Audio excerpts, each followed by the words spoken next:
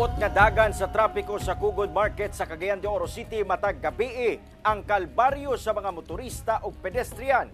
Ang gitudlong hinungdan ang giingong paglapas sa night market vendors sa polisiya sa LGU.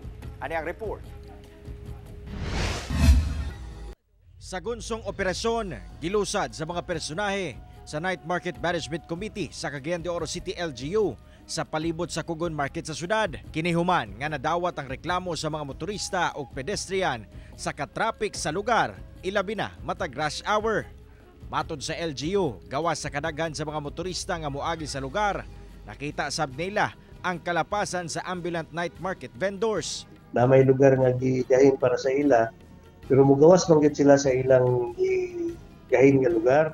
Ang uban mo na sa JR Borja, ang uban na sa Yakapin, mo ato sa Husto Ramonal, na naghuot gayon. Sagad kuno sa mga vendor na maligya na sa mga lugar nga wala gitagana para kanila. Busa sa mga mosunod nga semana, adunay dakong kausaban nga himuon ang komitiba aron masolusyonan ang problema.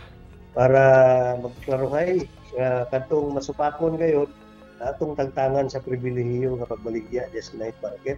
Cyril Chavez, One Mindanao.